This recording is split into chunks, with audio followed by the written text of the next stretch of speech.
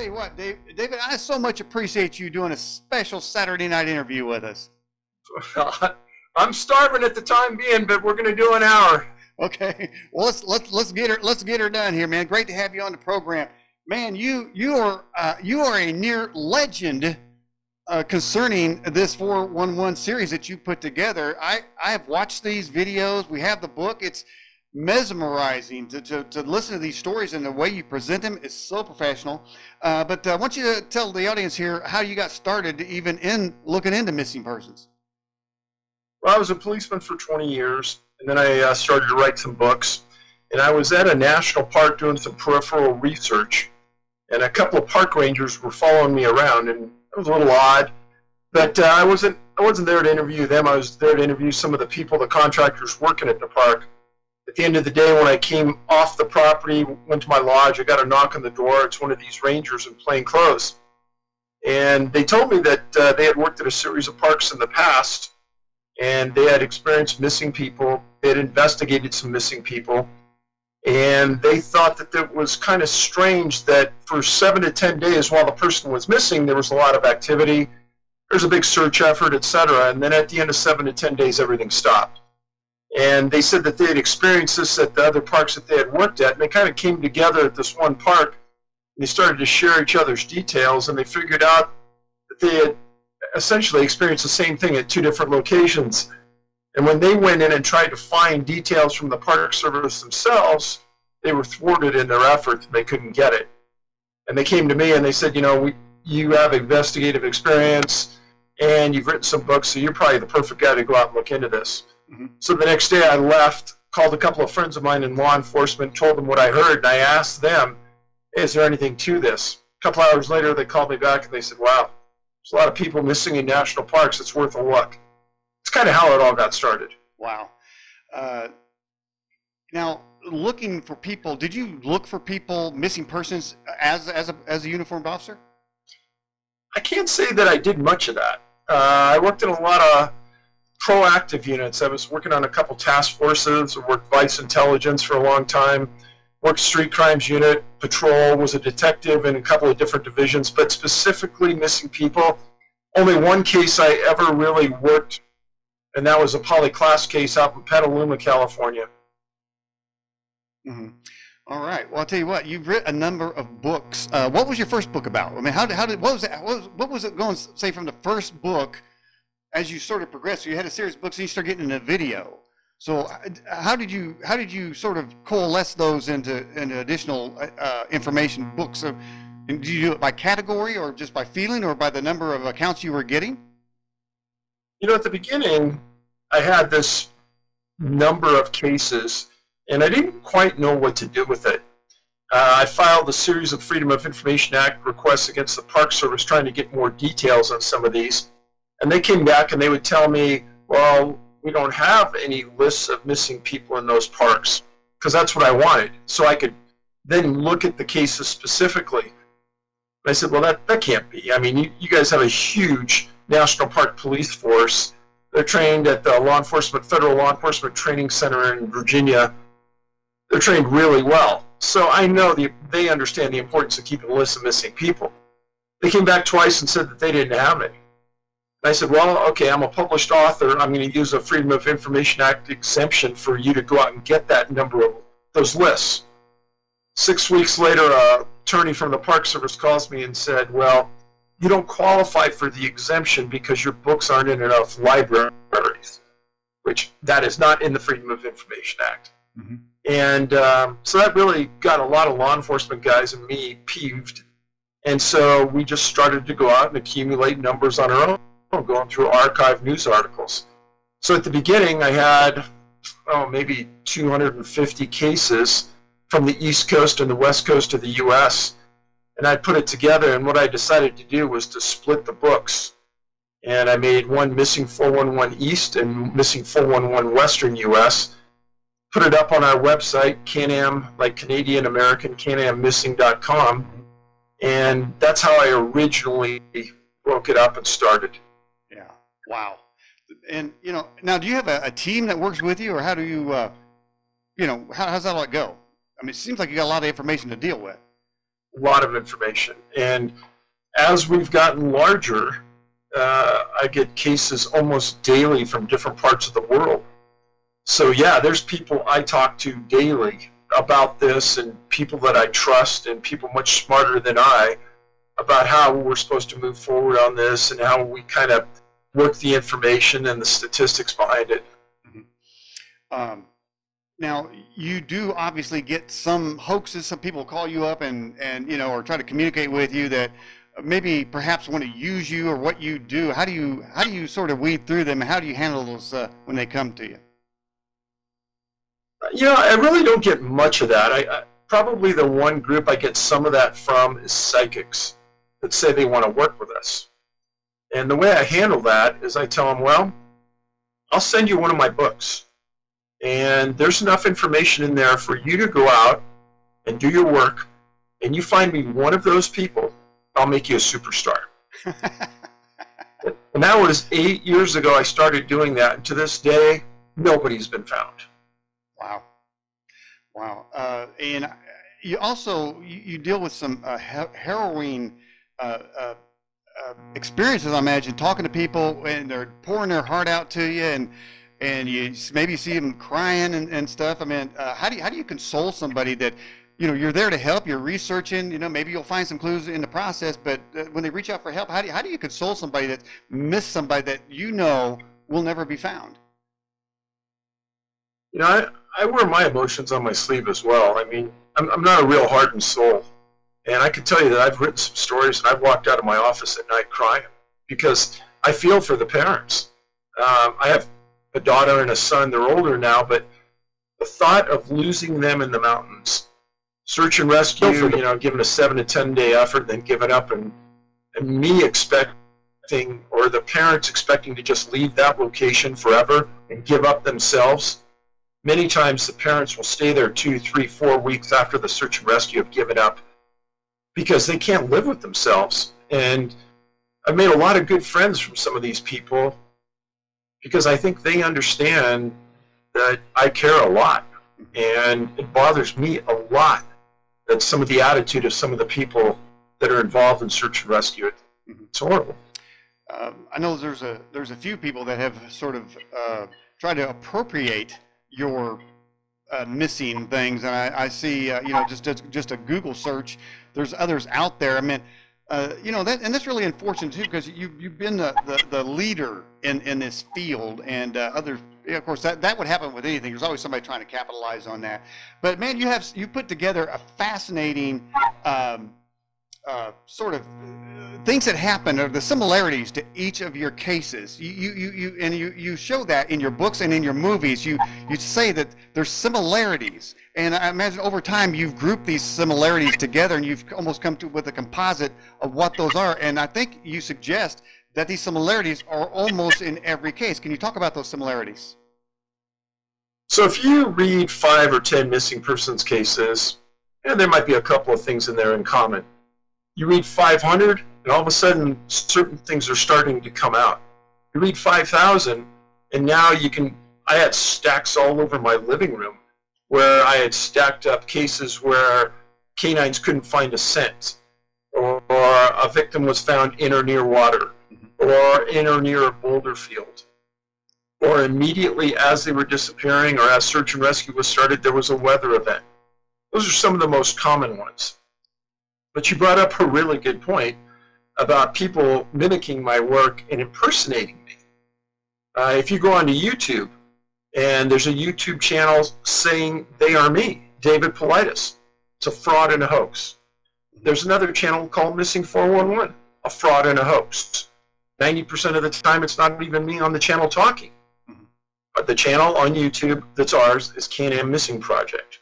That's the only channel I'm affiliated with.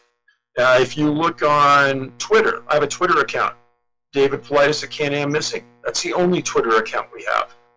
So it's a big issue that people have tried to ride our shoulders and ride our work to get views, to get paid on YouTube, etc. It's frustrating.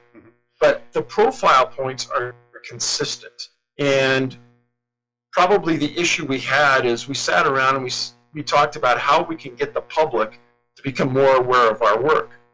And there's certain people that don't want to read books. Unfortunately, there's not a lot of people anymore reading books.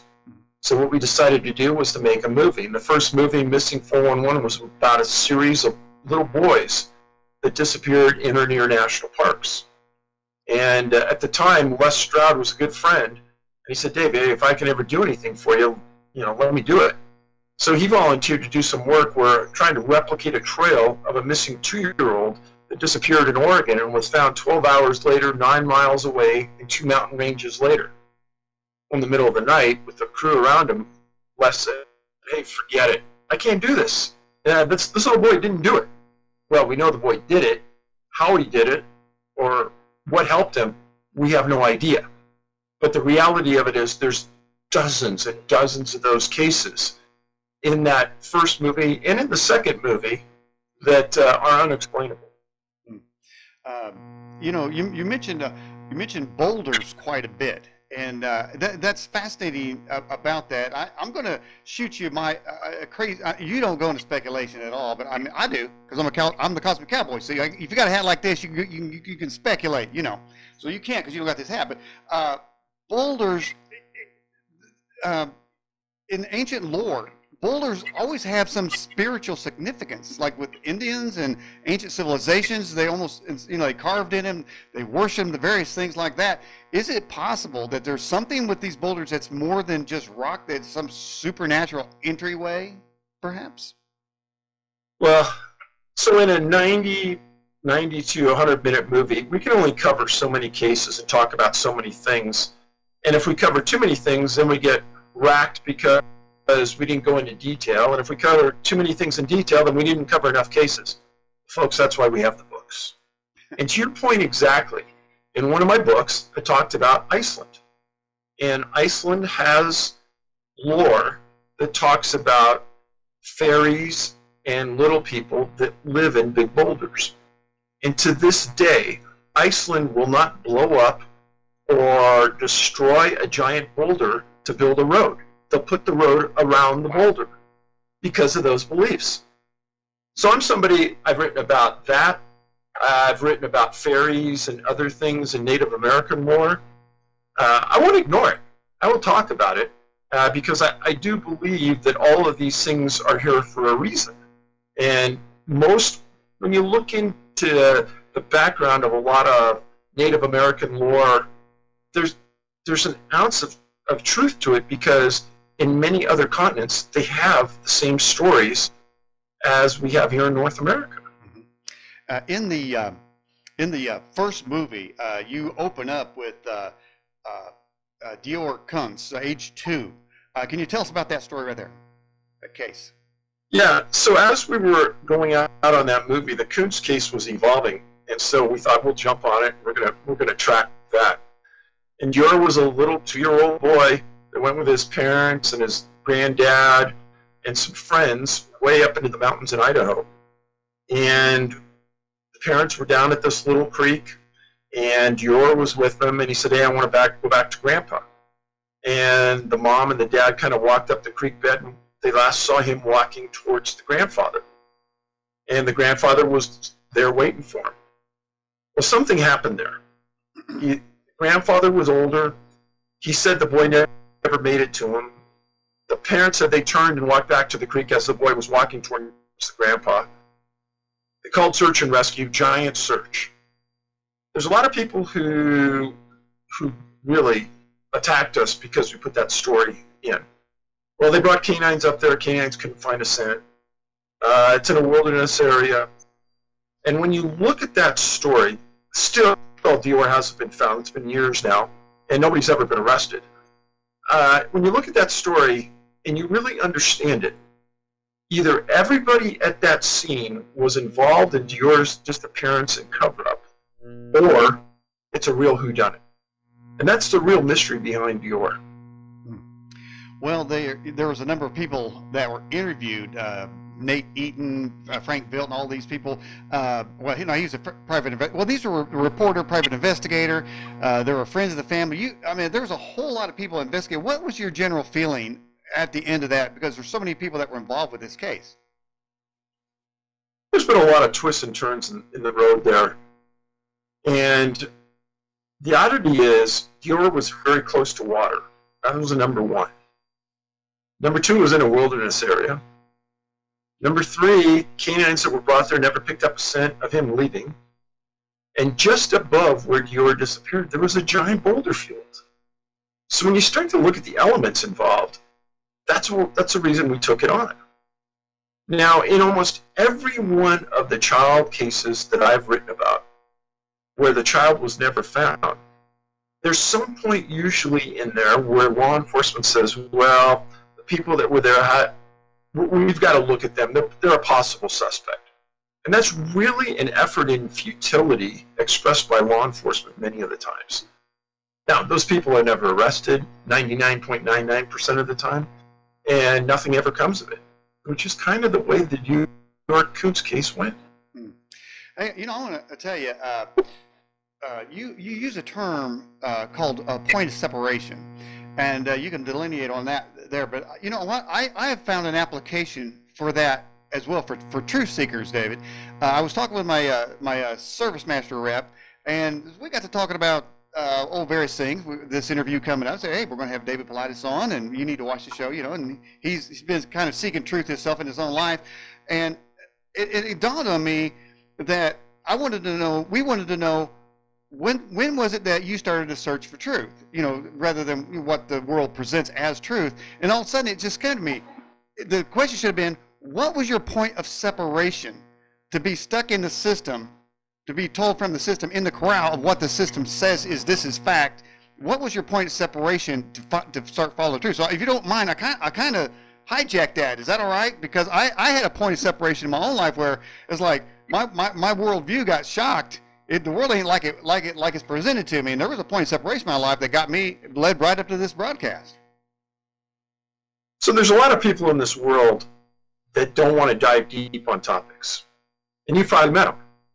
And they have a belief system that comes from a minute amount of knowledge. And really, if you take that deep dive on many subjects, you're going to be shocked that there's truth behind it. And when we first started looking into missing people, a lot of individuals attacked me wholeheartedly and said, oh, this is just complete crap. People can disappear in the mountains, there's nothing to it. And then when I went to conferences, I put up this table of children that disappeared and how many miles away they were found. And before I put that table up, I would ask the parents in the audience, if your child disappeared in the middle of the woods on a trail, what would they do? Would they lay down and go to sleep? Would they play in the dirt? Would they run downhill, run uphill? How far would they go? And the general consensus was most of them said they'd lay down in the dirt and take a nap. Some said they'd run downhill for a while, get bored, and go to sleep. Very few ever said, oh, they'd run uphill for 3,500 feet and for 10 miles. But you know what? The facts show that there's a lot of kids that are found way higher in elevation than where they were, that they traveled distances that and I know my kids would never travel in that amount of time and couldn't travel. And when you start to look at those things and you start to say, well, if they didn't do it on their own, how did they get there? And that really shuts down a lot of the naysayers because they don't have a good argument for that. Wow. And to me, honest to God, I really don't care if people don't believe it, because I have yet to find anybody that's read the book series and said, Dave, there's nothing there. Everybody says, wow, there's a lot there. Mm-hmm. And I would actually absolutely concur with that.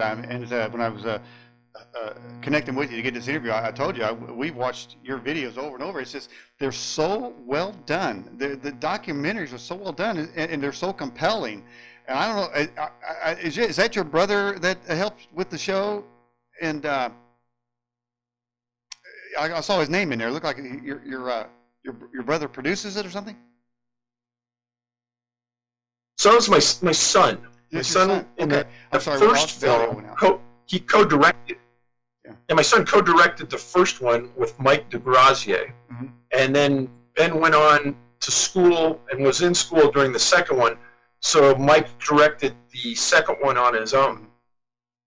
Yeah, well, like I said, they're so professionally done. You just got to watch. But I get more out of just seeing the cases. I mean, to me, it's made me more aware of my surroundings. I like one of the people in the movie said that they're taught when they're looking for somebody, take take one step forward, or 5 steps forward, and then look forward, backward, left, and right, and then take another 5 steps. But we should do that just in our normal every day. Just be aware of your surroundings, because for one thing, I don't want to get snatched, David. And so hopefully, if people have kids, and I would say one thing, that if somebody does go into the forest, just based on the sheer amount of cases that you've come across, they need to keep an eye on their people. Now, let me ask them, how many, or is there a large percentage of people, say, going as a group through a trail or through a forest, and is it the person in the back that just seemingly disappears?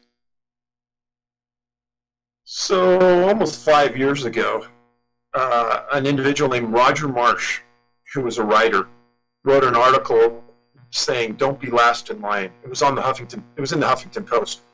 And he had read a couple of my books, and he understood that if you're a straggler or you're the person last in line, it seems like you're the one that's going to go missing. And it was a good article. But the real point is that I tell everybody, I go into the woods as much as anybody you know. And there's one thing I always do. I always carry a personal locator beacon. And that's a device where you activate it, sends a signal up to a satellite.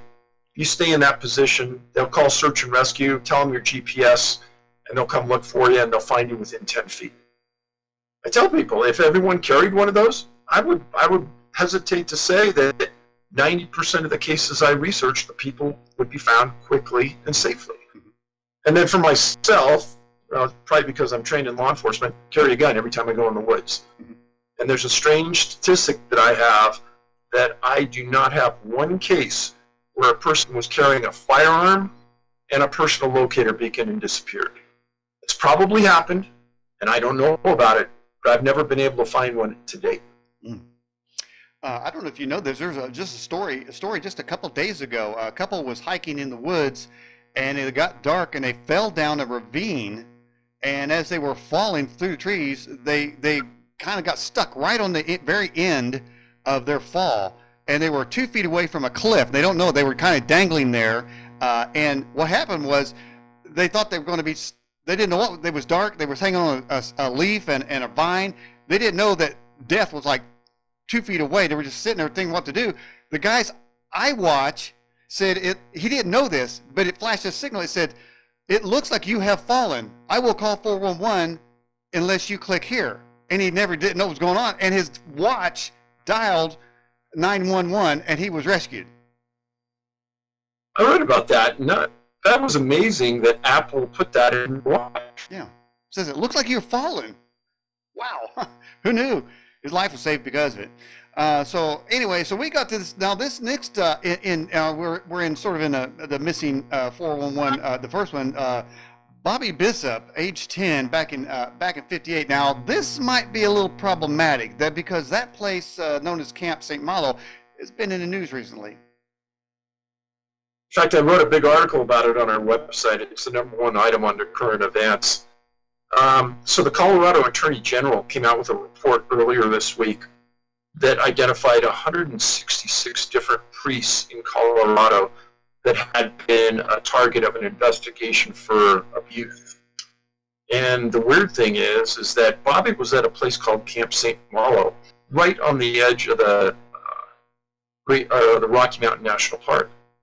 And in fact, the property line borders that, and it's owned by the Archdiocese of Denver. It was founded by a father named Bassetti, who just loved the outdoors. When the report came out, it named Bassetti as one of the people involved in an accusation. And then it named another father that was named in 18 different cases.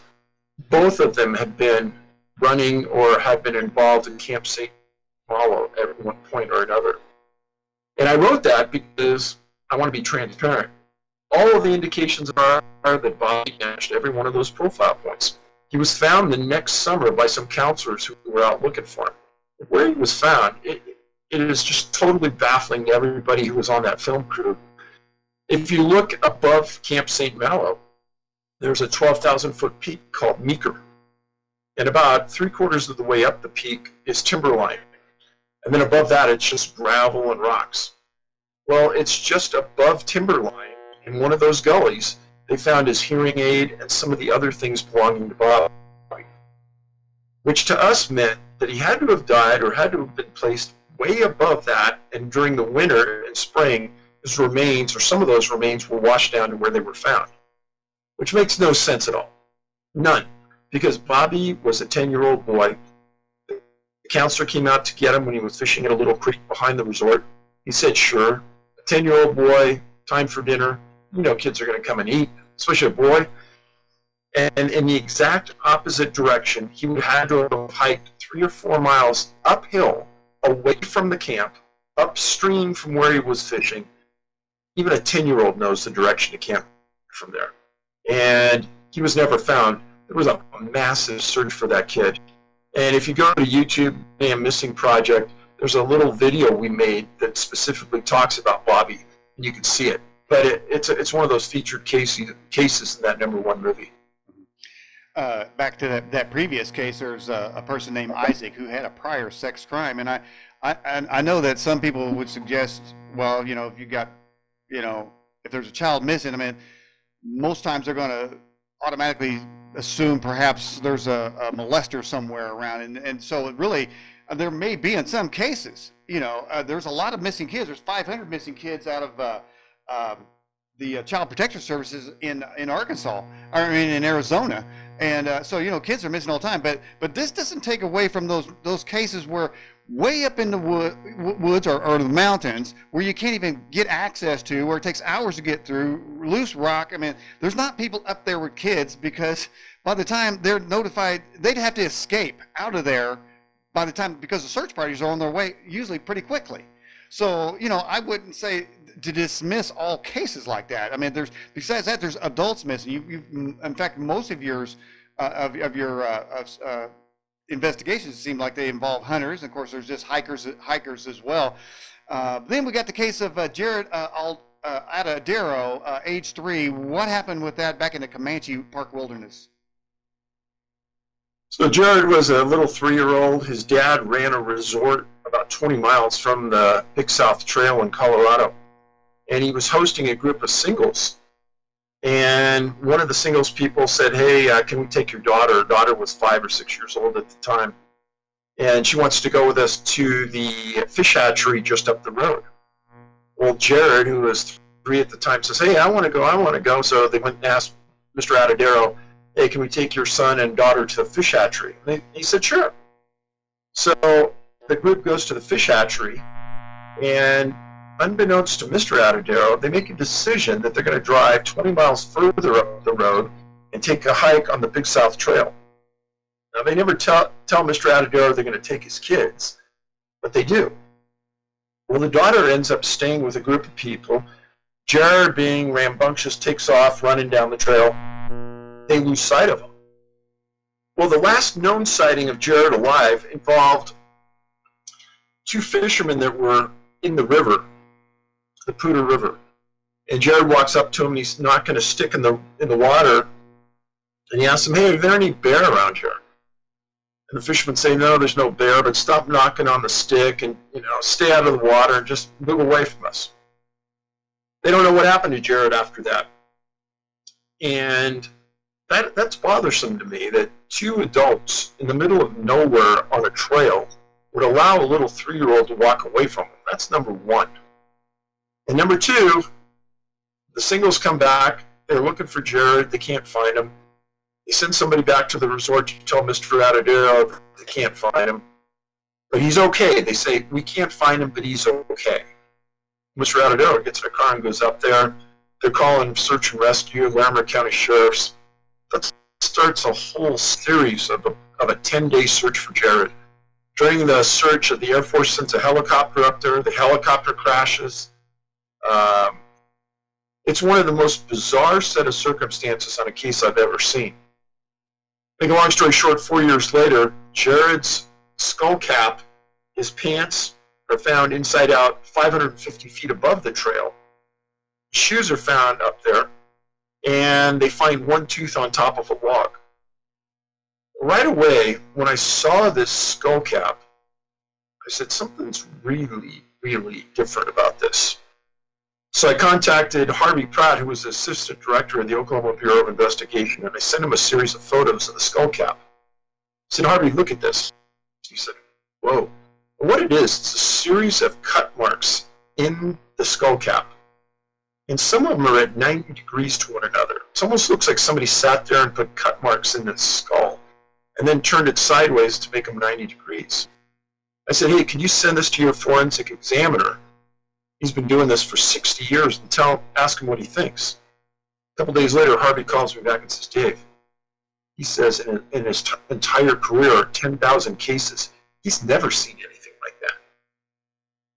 Well, at the time, when they find the pants inside out, skull cap, the sheriff puts the pants right side out, puts it all on a board, has a big press conference, and says to the nation, Jared's been found, a mountain lion killed him. Well, they also found Jared's top, and they sent the pants and they sent the top to the Colorado Bureau of Investigation, and they couldn't find any blood on either one. So Mr. Atadero said, this doesn't make any sense. So he finds 4 professional mountain lion people. He sends them all of this information. And they came back and they said, well, one thing we can guarantee, all of them independently, mountain lion didn't kill your son. Because it would go right through the abdomen and there would be blood all over that clothing. No, mountain lion did not kill your son. So the mystery really, what put the striation marks in Jared's skull? And how did Jared get 550 feet above the trail where he approached those fishermen? The other part of the mystery is that Jared never tied his shoes, ever.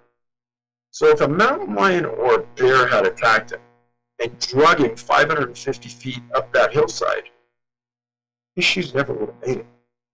Yet they were right there in that same area.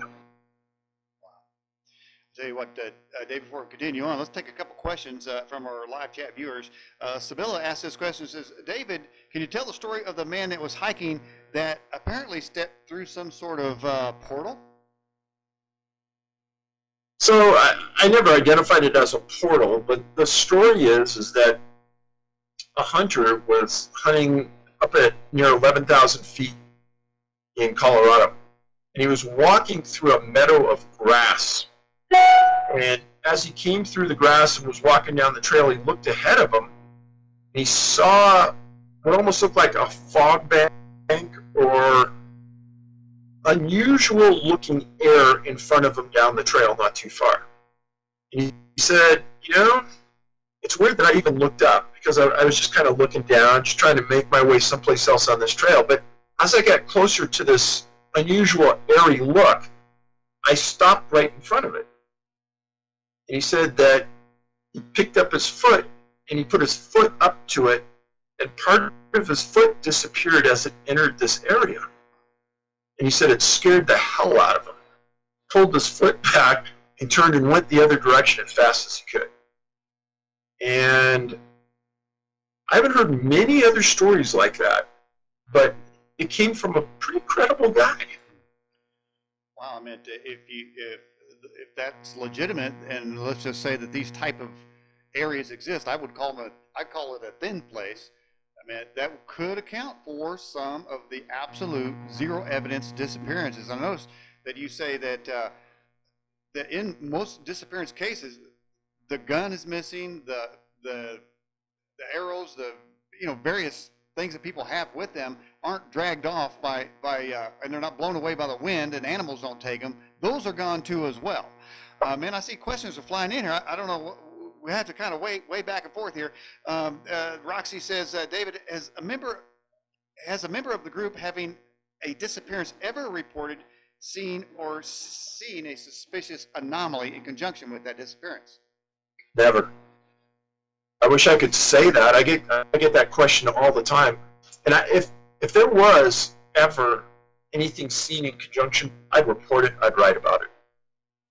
because that would really give us some direction to go. A lot of people say, well, before Missing 411, the Hunted movie came out, a lot of people said, oh, he doesn't even want to talk about the anomalies that are out there. And he really knows what's happening to these people, but he doesn't want to say it. And the hilarity behind that is, thousands of people have read the book series. Nobody has ever come forward to say they have this figured out. Now, in the Hunted movie, near the end, we did talk about some of the things that hunters have encountered in the woods that are unusual. And I made sure to say, this is no implication that this is what's happened to the hunters. But here's some weird things that have happened to them. Happened to credible people, and we can back it up with science that it happened. And if it didn't happen, then the professors that did the research are lying, and that doesn't happen. So, you mentioned a second ago about we were talking about one of the missing children's cases, and you said that he seemed like placed back in a certain position, or his belongings were placed in a certain position. I noticed that in an interview with George Knapp, he made a statement like it's almost as if they were dropped into a certain area. And then in the Hunted video, you said, I think I wrote it down, that it appeared that they were placed back after multiple searches. You just casually said it is as if he was placed back in the original area after dozens of people have gone over the area. Being placed seems to indicate an intelligence of some kind that is making this move of the missing person or their effects or their remains. So in my books, one of the profile points is the victim being found in an area where it was previously searched. And not searched once, sometimes searched 10 times. And then all of a sudden, in an area where the people had walked back and forth hundreds of times in mass, the victim's found exactly where they just were yesterday, deceased. Not an idiot. I do not believe that search and rescue and canines miss those people. I think that somehow or another, they were put back there. By what? By who? How? That's the million-dollar question, because a lot of times searchers stay in the field overnight just under the happenstance that maybe the victim's alive and they can hear something at night, or they can call to him at night. And then in amongst all of this, the victim reappears deceased right near where they were all night. And how did they get in there? How wasn't something seen, heard? It's really, really mystical. And that is really one of the intriguing parts of the series that you've produced about there's so many things that can be explained, and just let's say like ghost sightings or UFO sightings, the first thing you want to do is eliminate every possibility of what it could be. Is that UFO? Is it a light in the sky? Is it a helicopter? You got to eliminate various things. But in fact, I think most of your cases, because you go through a rigorous process, it appears that before they ever hit the books or before they hit the DVD or movies, you've cleaned that out. That these things they're not somebody a mad parent. They're not this. They're not that. So people get from these the books. They get the actual the most mysterious of all that cannot be explained in most cases. So we go through a vetting process when we get a case, and we make sure that there's no criminal involvement, meaning that it's not somebody on a trail that attacks somebody else and killed them. We make sure that it's not animal predation. A lot of people say, oh, you know what, Paulides is just doing this, and really it's just a case where a mountain lion killed this guy or a bear killed this guy. No. Because search and rescue has vetted that out. Search and rescue won't put a lot of people in the area if there's a chance that there's a bear or an mountain lion in there. And when there's a bear or a mountain lion attack, it's a gruesome scene. Go online on Google or Yahoo and put in animal predation or animal attack and see what you see. You got to be a complete idiot not to miss those scenes. They're gruesome. There's torn clothing. There's blood. And even if the animal drags you off, there's going to be drag marks leaving the area. So that's another part of the vetting. If a person has mental illness, is suicidal, wants to drop out of society, we won't look at it. So once we go through that vetting process and it has cleared all of those hurdles, then we'll start looking at the case. So you're right. You hear people saying, oh, it's just this, it's just that. They have no knowledge of the topic. They've never read a book. They don't understand what it goes through. So yeah, we have the strangest of the strange. In the second movie, Missing 411, The Hunted, you open up with sort of a list of categories, such as what is the consistency, point of separation, near water, can't track, and there's some usually a disability or illness, boulder fields, and that's what we talked about earlier about the boulder fields. It's an amazing connection there. Weather events. I want to talk to you on one particular case. We'll get to the opening of Thomas Messick, but you did an interview with Ron, or you went with Ron Morehead appears on there, and I wanted to tell you, he tells a story in there about a mysterious event where they were all in the campsite and they heard all kind of ruckus going on right outside, and they thought for sure something was in the camp messing everything up. They looked out there and nothing was disturbed. And David, I got to tell you, that exact same thing happened to me. Me and a friend was camping years back. We were in a tent, turning in for the evening. All kind of ruckus was happening out there. I said, crap, man, we got a bear in the campsite, So it was like, don't make a move, because we weren't armed. We have no way to take this thing on. It was big, whatever it was. Seemed like it was jumping on tables and stuff. Then it got quiet. We went out. Nothing was disturbed. Exactly like what happened to Ron Morehead. Where were you at? I was in a campsite in Lake Lemon, Indiana. So, yeah, our crew, we were invited by Ron to go up to this camp he has up in the mountains of California. And we went in by horseback for 8 miles. It's in the middle of nowhere. And this camp has had a series of things happen at it consistently to these hunters for decades. They first started going there in the late 40s. And then Ron had the smart idea, well, I'm going to bring a recorder in there. And this was in the 70s, early 70s, before digital. And he recorded some of the sounds and things that they heard in camp. Now, if that happened today, I'm afraid that anybody with any amount of knowledge would discount it 100%, because I could fake it easily at this point. But in the 70s, you couldn't. And he sent it to some audiology professors who now analyzed it. The sounds were outside the human spectrum, couldn't have been made by a man. It didn't match any known animal in North America. The sounds they guesstimated came from something bigger than a man. It went on and on like this. But your story about what they heard, Ron, when we were there for a week, we went through this story a couple times. And Ron said, Dave, it sounded like something or a gang of thieves went through a kitchen, broke everything in the kitchen, banging pots together, and everything would have been destroyed. And they were in this shelter that they had built out of logs. And so they were pretty well confined and they couldn't see. He says another night they were there in camp. He said, right up above me, I heard like a door open and close, like a car door. Well, that's impossible because I knew where we were.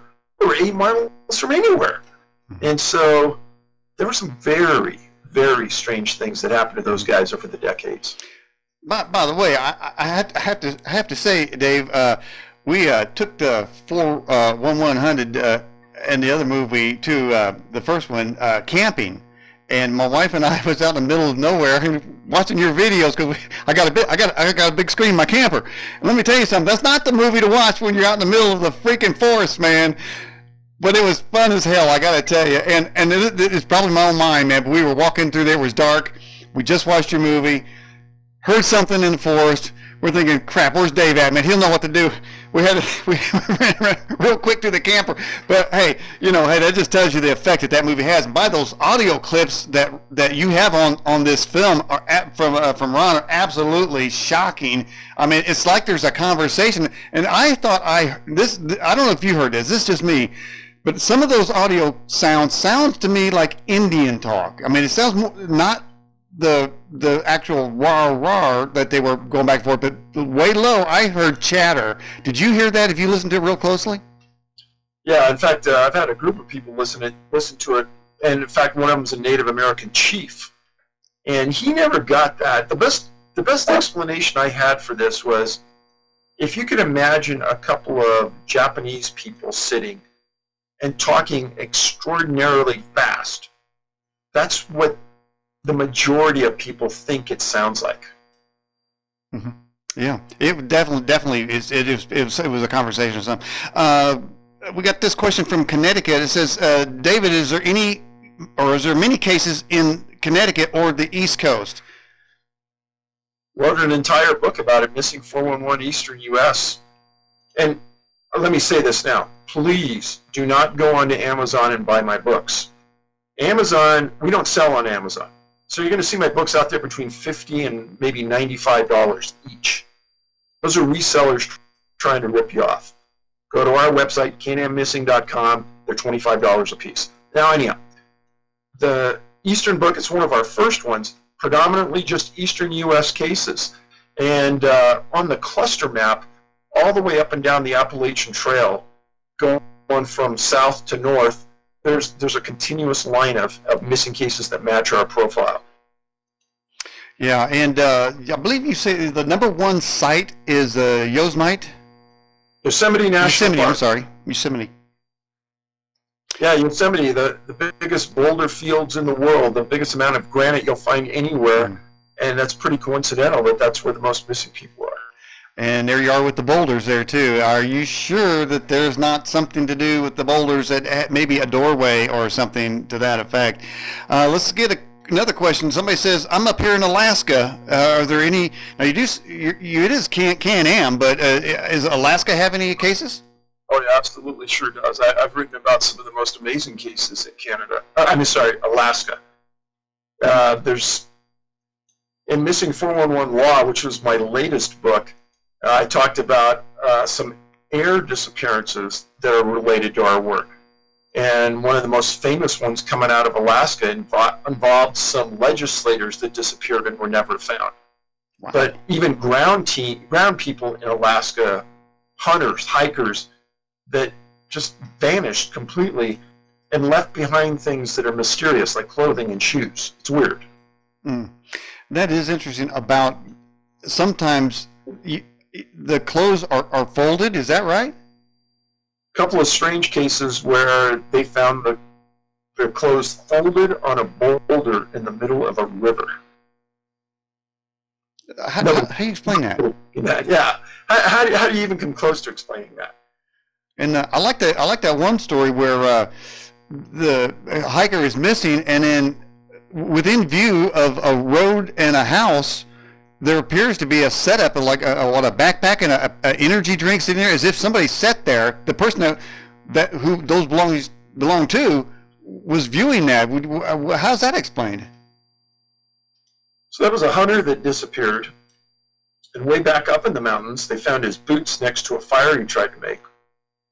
The search and rescue was looking for him at that time, and it snowed a couple feet. So as they're coming up, they don't see any tracks going out. So they figure he's got to be up there. They've kind of got him in this position where he can't go anywhere. Well, then the searchers find his boots next to this campfire. And the sheriff said, well, geez, he's got to have hypothermia at this point. He's within a couple hundred yards of here. So they just comb the area. They don't find anything. Year and a half later, 6 air miles downhill from where he was, they find this thermos sitting up on a rock. They find this guy's backpack leaning against a tree, and there's food in the backpack, and there's a .44 Ruger that's loaded in the backpack. One of the things I tell hunters when I talk to them is a lot of times in hunter safety classes they aren't teaching this, and I don't know why, but always make sure you're carrying about 20 rounds when you go hunting. And here's why. Because if you're lost in the woods and you've got a firearm with you, hold your position and fire off 3 rounds rapidly. And that means that somebody needs help.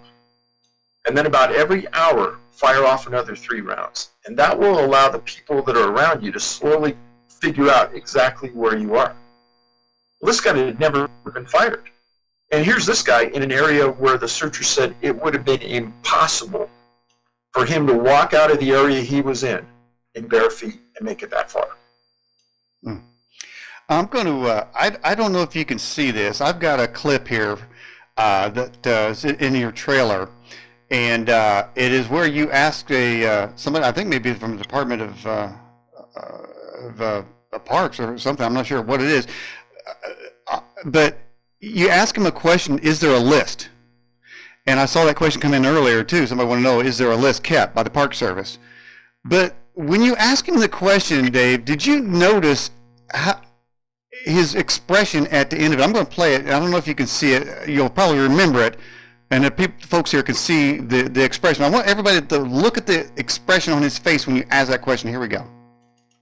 Does the National Park Service keep a list of missing people in their parks? I'm going to play it one more time. Does the National Park Service keep a list of missing people in their parks? All right. Were you able to see that, Dave? Oh yeah. Okay. He is like, he's shocked. He blinks. He takes a gasp of air. It's like he wasn't programmed to answer that question, and I thought that was so telling. And I hope that a lot of people caught that. And that's one of the reasons it was in that movie. That was Ken Salazar. He was the former head of the Department of the Interior. And if there's anybody in the world that should know there's a list of missing people, it would be him. And we met with him in his offices. He's an attorney now in Denver. And he was not happy with that question later. And in fact, he told all of us to put our phones down in one location, and he marched us into another room and specifically talked to us. He was not happy. Wow. I see somebody in the live chat said, I noticed the same thing when I watched it. So it looks like other people noticed that. And the reason that gets noticed is because the videos by themselves are so compelling, you really don't want to look away. And you're kind of, it's so much information coming to you that's so shocking. It's like, wow, I've got to watch this again. Question come in, it says, did you ever get a list? No. They came back and they said, we don't have a list.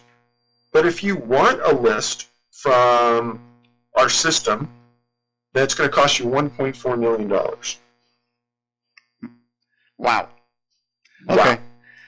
And so we really got upset, and this was starting maybe 8-9 years ago now. We just put our head to the grindstone and just started plugging away, and got to where we are today, about 1,200 cases. I can guarantee we haven't even scratched the surface on the majority of them yet, because it's very hard in some jurisdictions to find the information because the searches aren't covered in news organizations. Wow. I'm going to play a clip here again. It is in the movie The Hunted, and it's interesting that this segment appears not to be connected to missing, but yet you put it in there, and I thought that was fascinating and such an interesting thing. It's about a lady who's hunting. You know which case I'm talking about. Just a little video here. I don't know if folks can see it, but you did a good job in the effects of a what appears to be a predator in a tree. Let me see if I can play that real quick. We tried to zoom in on a little bit. Let's see if we can get it.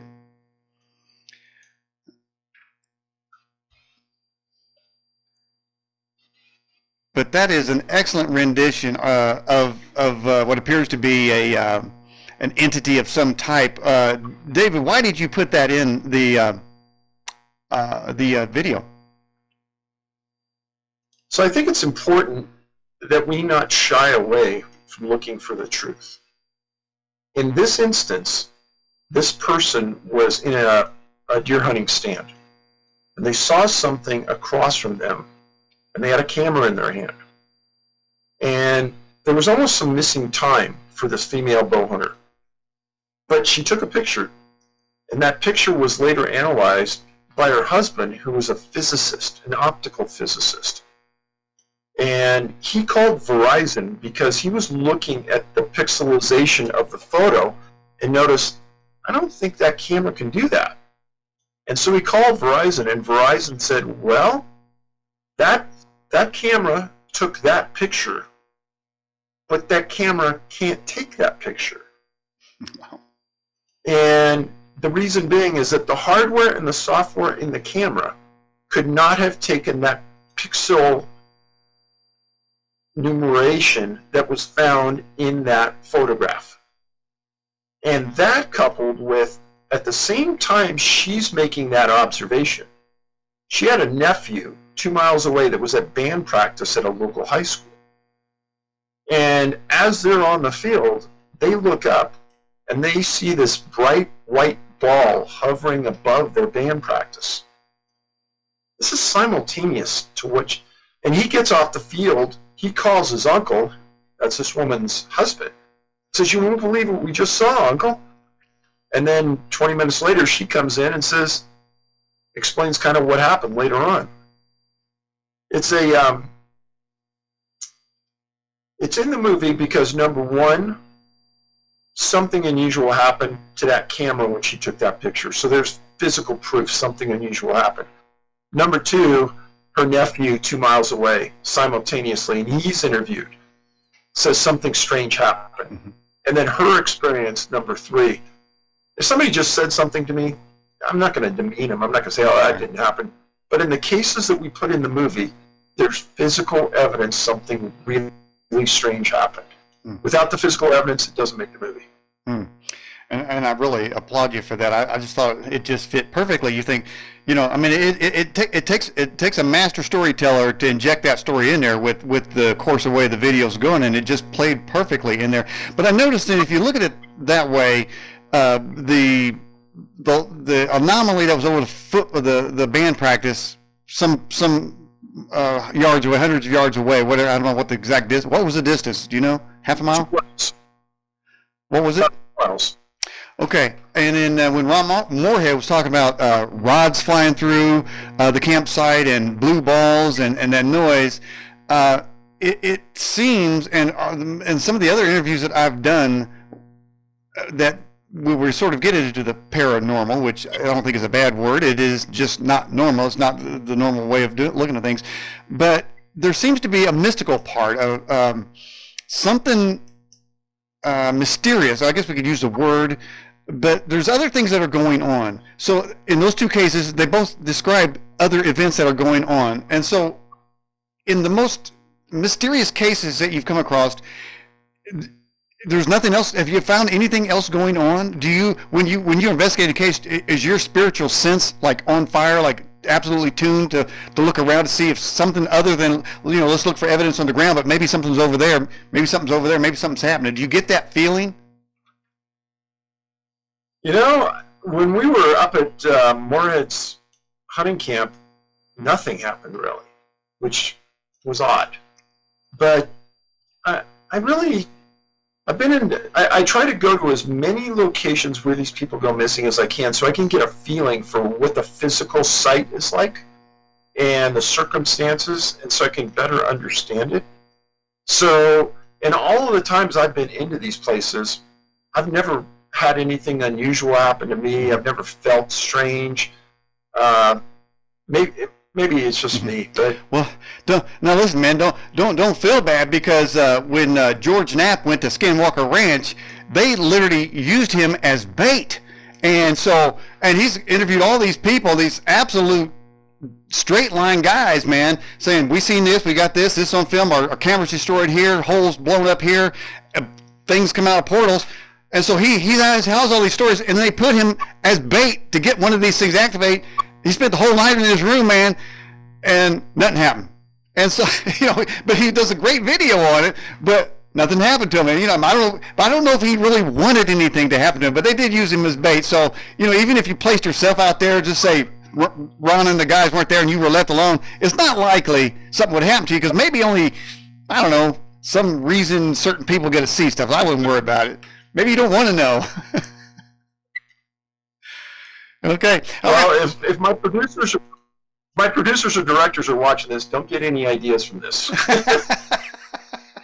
I think they should. I think they should put you out there. Hey, you know what? Next movie, we're going to set Dave out in the middle of the forest, and then we're going to, we'll leave him alone for 3 days, and then, no light or anything, man. Hey, woo, good luck with that, Wade. Let me know how that works out.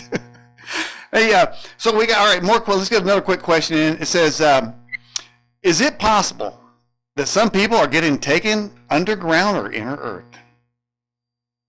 So I get asked that question all the time, and you've got to think about it logically. So first of all, if they were taken underground, how is that happening without someone hearing, seeing, or physically watching it happening? Because if you read the books, you would see the parents say, my son or daughter was right next to me. 1 second. The next second, they're gone. Now, if people don't know this, I'll tell them that in national parks, you can't dig in the ground. You can't mine in a national park. You can't excavate in a national park unless you have a special archaeological permit. So, yeah, people say, well, why don't you bring in some ground penetrating radar and figure this out? Well, because you need a permit from the Park Service, and they're never going to allow it. Mm-hmm. And in the areas like Yosemite, where there's so much granite and boulders, there's not a lot of dirt, open dirt per se. It's mostly rock. Mm-hmm. Mm-hmm. We were talking about Ron Morehead's secret camp, but that's in close proximity to Donnell Vista, where at least 3 people disappeared. Can you tell us about that?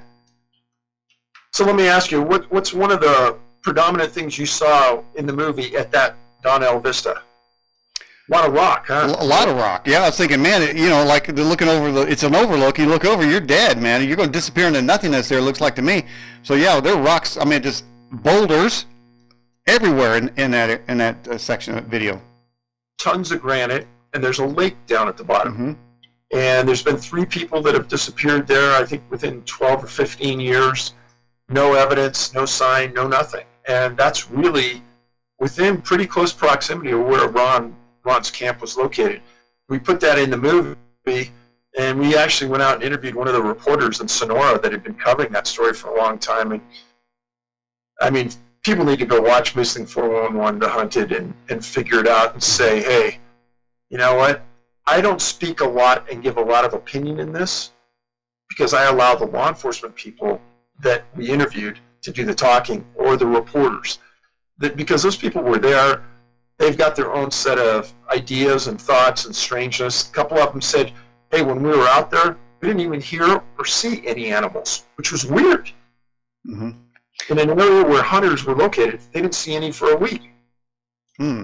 Well, Dave, you just described exactly what the lady said that saw the predator when she was hunting up in her tree stand.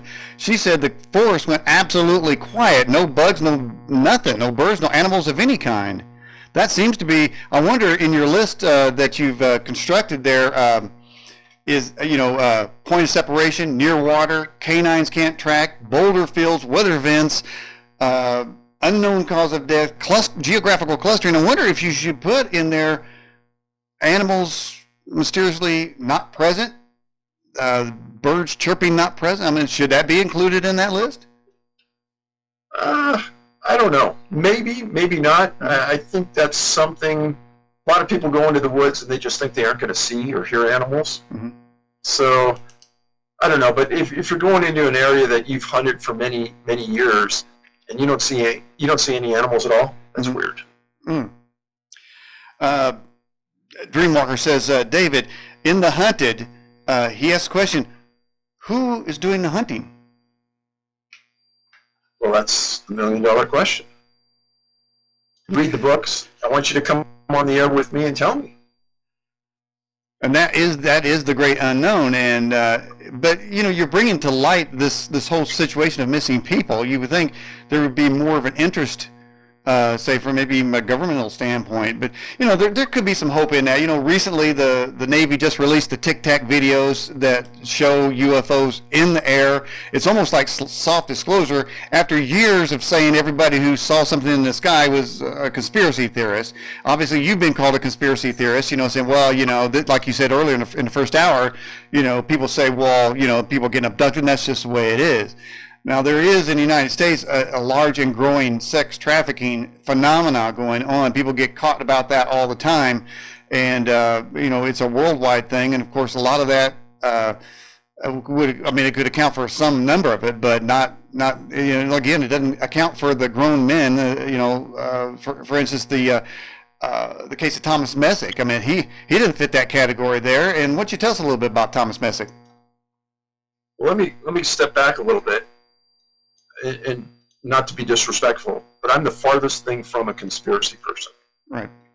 I don't promote any theory. I just present facts. Mm-hmm. So the person that calls me a conspiracy theorist, I'll pin him to the wall, and they better justify that statement. Because I've made it my life's work to present facts on issues to people. And let others come up with a theory. And until I can have a fact that points to what's happening, I'm not going to say it. Yeah. I have no facts right now. Yeah, and that's one of the reasons I really appreciate your videos, because again, you don't speculate. You are so straight on the facts that I don't know how that would even come up in a conversation where somebody would say that, you know, in that way. But yeah, you definitely have done your homework, and you don't go into speculation. But like I say, I can. So you said something earlier that the government may not be interested. See, I think that's not true. In my earlier books, in Missing 411 Eastern U.S., I talk about how a series of FBI agents started showing up on missing cases years ago, decades ago. And they would say, hey, we're not here to investigate, we're just here to monitor. And that's a moniker term for the FBI writing reports. Wow. They write the reports, and they send them into their profiling unit in Virginia. And those people try to find matching cases to the cases that were written about and presented. Now, son of a gun, in the middle of nowhere, New York, an old man, 80-something-year-old man, Tom Messick, disappears. And the second day he's gone, 2 FBI agents show up? Why? FBI does not investigate missing adults. That's not part of their protocol, not their job. And if anybody's been following the news, gee, the FBI says they're really busy with national crime and terrorism, but they sent 2 FBI agents up for multiple days to monitor what's going on with Tom Messick. How weird is that? And I say it straight up in the movie. And I asked one of the commanders on the search and rescue while they were there. They didn't even know. The plot thickens, but yeah, that is interesting there. Again, no, he was armed, wasn't he? Oh, absolutely, yeah.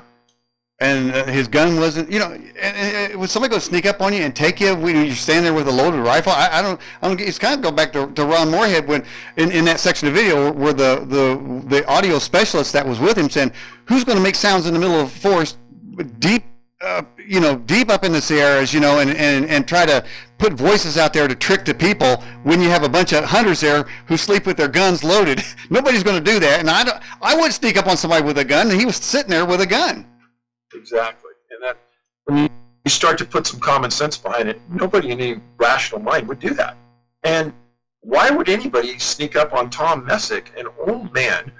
There were 4 older men spaced out evenly, maybe 75 to 100 yards apart, and the young men were driving deer down from the top of the mountain towards them. Well, they didn't drive any deer. They didn't see any deer. One of the men, when we interviewed him, I always ask this question to whoever I interview. I said, will anything unusual or strange happen in the woods? So the guy looks at me and he goes, yeah, I heard this strange sound. And I said, I kept pushing him on that because he didn't find the words to explain what it was. In the end, he said, it was almost like a giant clack, 2 pieces of metal coming together. And that was during the time that all these guys were sitting, they weren't moving, waiting for animals to come towards them. He got up, and they all went back to their cars. Tom didn't come back. It was during that time. He goes, Dave, I've been a hunter for 50 years. I've never heard that noise in the woods. But I did this time, and Messick disappears that time. It's kind of strange. I want to, and in fact, I'd like to suggest this again because I got the hat. Remember, I told you first hour, I can go crazy. I can speculate. But is it possible? Oh, yeah.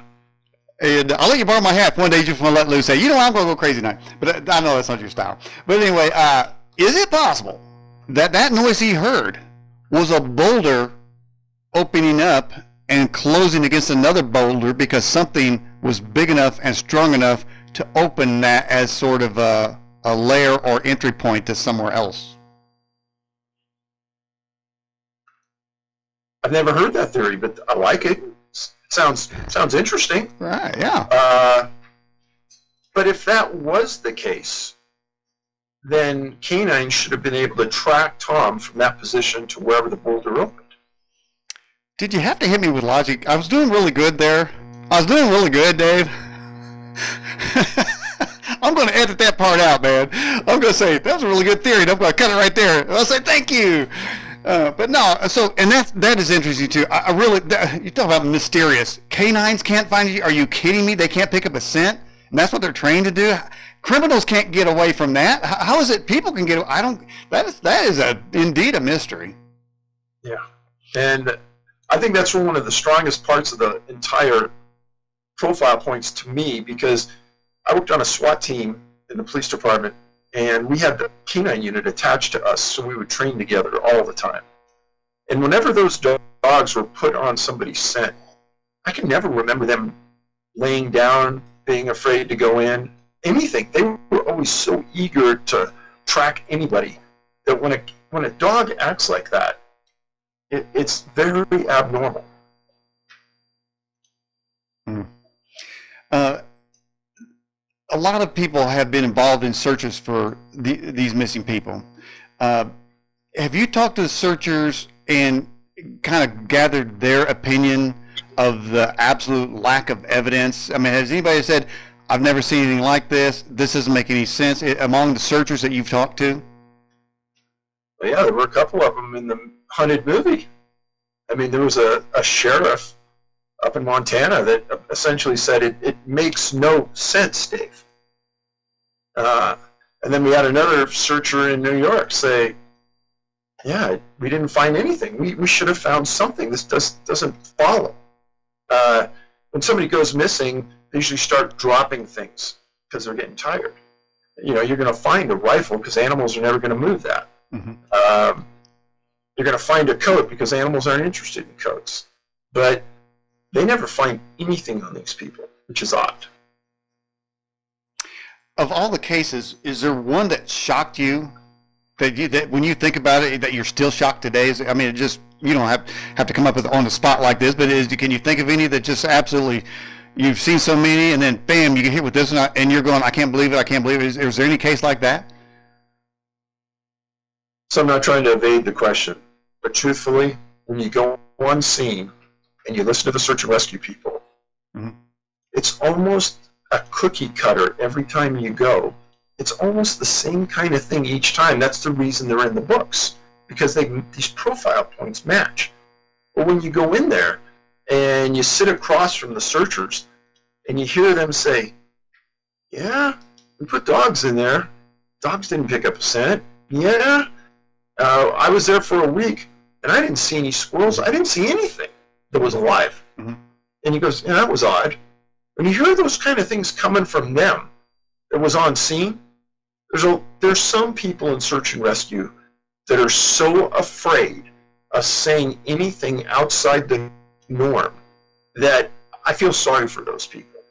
Because from watching the Hunted movie, people are going to understand that these people were straight up front with the search and rescue people. Mm-hmm. And you can't, I really respect their obvious candor and concern for what they were doing because they knew it didn't make sense. Mm. Wow. When you say profile points, to me that it is almost like a key that unlocks a door, sort of in the Twilight Zone sense that if these conditions exist, there is a high probability that something could happen or has happened that we don't know about yet. But if there is a methodology, then that means there's an intelligence involved, Dave. I agree, for sure. Well, that sure is something to think about. Let's move on to the case of Fred Drum, age 68, out at in the area of Schulerville, New York. What happened out there? So, as the searchers are on the scene in the Adirondacks on this old hunter that disappeared. Days after he disappeared, in Schleierville, New York, Fred Drum disappears. And he owns a piece of property in a rural part of New York, kind of a rancher farmer kind of guy. And he goes out to check on some things. He disappears on his property. It's even more bizarre because it's a more confined area.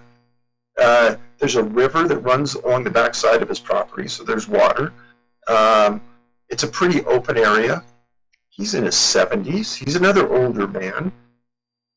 Any thought that he was washed away, or any thought that there was a criminal element, or any chance that he was suicidal, all those things are not true. So it's strange that it happened in both geographical proximity and time proximity to the first case. And that's the reason we covered it. And the similarities are pretty close. The only difference, Fred was a hunter, but he wasn't hunting at the time. Mm. And we have the case of Audrey Kaplan. It looked like they were hiking. So here you have hikers, not hunters. So Kaplan's case is different, and it'll probably confuse people to talk about it. So I'd probably not want to go into that too deep. Okay. It's different. Mm-hmm. Okay. Melvin Liddell, these are just random cases from the hunted. Liddell is one of those guys where I say straight up in the hunter's book, Missing 411 Hunters, that bow hunters disappear at a higher rate than rifle and pistol hunters. Wow. And he was a bow hunter. He's with a group of friends, and he goes, hey, I'm going to walk right down the trail right there and go behind that tree 100 yards away, build my blind. He had a knee injury. He wasn't going to go far. He carried a pistol, and he carried a bow. Mm-hmm. And he said, I'll be back in 3 or 4 hours. He never came back. The guys walked down to that blind. Nothing there. Massive search. Remember, he wasn't going to go far. He wasn't a good hiker. If he would have shot something, he would have waited it out, got more friends, and then would have went out and looked for the elk. Massive search. That's actually a geographical cluster zone of missing people. Mm. It's happened in New Mexico. Mel was never found. He should have been found. And when you see the interview with one of the guides that works that area, and then with his wife, you'll be stunned. Wow. We got another question. Let's interject this. Raul asked the question, says, David, what are some of the results from autopsies of people that died that were found? It's a great question. And one of the profile points is unknown cause of death. Several years ago when I pinned this, and I started to talk about it, my son was playing ice hockey at Miami University, and they had a game on the East Coast. And I was called by a coroner, and they said, hey, we want to meet with you. So I met with this person, and they said, you're the first person to ever write about this, but it's something we all know that's going on that's very strange. And we, as people of science, should be able to figure out why someone dies. And when we can't, something really, really unusual is happening that's beyond our grip. Mm. And it's bothersome. But that person tried to get me to talk in front of the National Association of Medical Examiners because of the evidence behind this. And it's something that isn't in just one area of the country. This happens in a lot of areas. And people would be surprised how many times somebody falls over dead under the circumstances that we're talking about, and they can't figure out why the person died. Now, I'll throw out something that first time I heard it kind of took me aback, and they said, well, Dave, this is somebody who had never read my books, but maybe came from your area of the world and was very spiritual and kind of believed in ghosts and paranormal stuff, and they said, well, Dave, somebody took their soul. That's why they died. Wow. Well, Dave, it sounds like you've dealt with a lot of sad cases. You said in the first hour that you kind of wear your heart on your sleeve, and man, I meant, do you stay in touch with any of the people that of cases that relatives of cases you've investigated, or do you disconnect, or I mean, what's kind of the after view of that?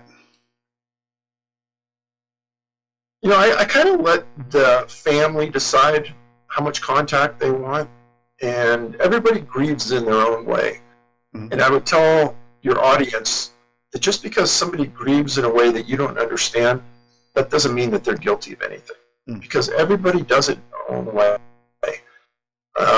Some people like to be left alone, don't want to talk about it. Other people want to talk about it.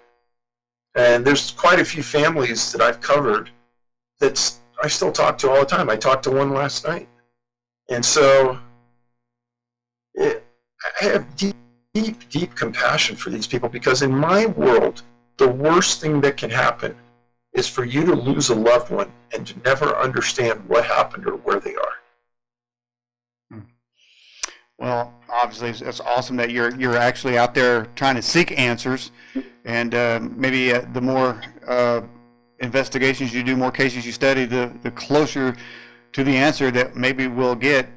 Dave, I appreciate you giving up your Saturday night to come on the show with us. I know it's not your normal way, and really, I am just thrilled that you did that. I'm honored that you did. But tell the folks how they can get your books or your movies. So the easiest way is to go to our website, Can-Am, like CanadianAmericanMissing.com. That's our website. Same thing, Can-Am Missing Project on YouTube to watch. I'm on Facebook at David Paulides at Missing 411. Be careful on Facebook. There's a couple of sites that even have a picture of me. That is not me. Picture of me in some books. That is not me. That's a fraud site. There's a lot of people doing this, but yeah, you can get a hold of me. And if you ever want to write to me, I always tell people I'm an open book. You can write to me at missing411@yahoo.com. I get a lot of emails every day. I'll get to you eventually.